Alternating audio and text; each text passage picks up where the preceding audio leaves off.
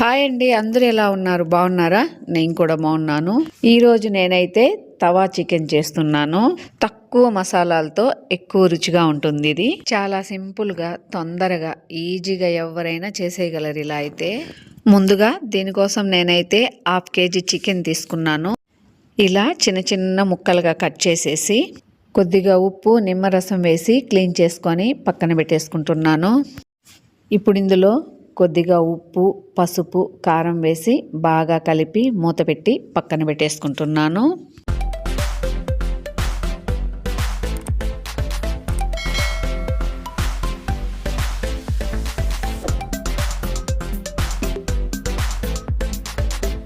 ఇప్పుడు స్టవ్ పైన iron pan పెట్టి అందులో కొద్దిగా ఆయిల్ వేసి, ఆయిల్ వేడైన తర్వాత అల్లం వెల్లుల్లి పేస్ట్ వేసి వేయించేస్తున్నాను.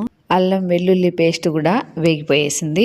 మీడియం సైజు టమాటాలు అయితే 2 తీసుకున్నాను, కట్ చేసి పక్కన పెట్టుకున్నాను. అది కూడా ఇందులో వేసి కలిపేస్తున్నాను. ఇప్పుడు ఇందులో కొద్దిగా ఉప్పు, కారం వేసి కలిపేస్తున్నాను.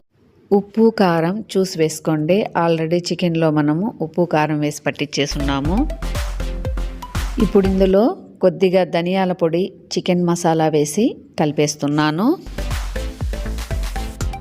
టమాటాలు కూడా బాగా మగ్గిపోయాయి. ఇప్పుడు ముందుగా కలిపి పెట్టుకొని ఉన్నాం కదా చికెన్, అది కూడా వేసి ఇందులో కలిపేస్తున్నాను.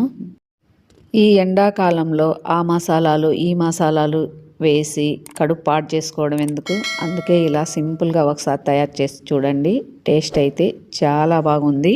టమాటాలు పుల్లగా ఉన్నాయి, అందుకే నేను నిమ్మరసం యూస్ చేయడం లేదు.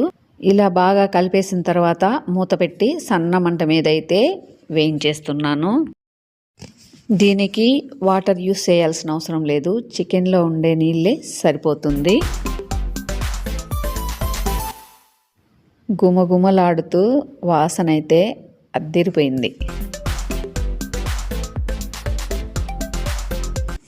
ఈ గ్రేవీ అయితే టేస్ట్ అయితే చాలా బాగుంది.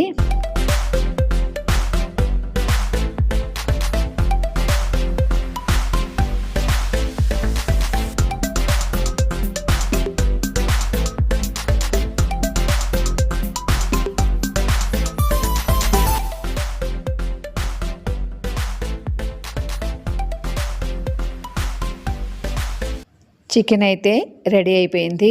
ఇప్పుడు ఇందులో కొద్దిగా కొత్తిమీర వేసి కలిపేస్తున్నాను.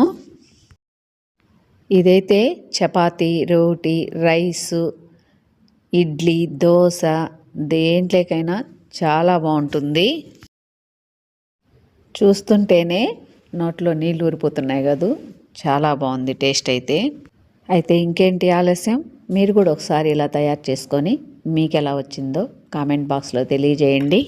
నా వీడియోస్ మీకు నచ్చినట్లయితే లైక్ చేయండి, షేర్ చేయండి, సబ్స్క్రైబ్ చేసి సపోర్ట్ చేయండి. ఓకే అండి, నెక్స్ట్ వీడియోలో కలుద్దాం.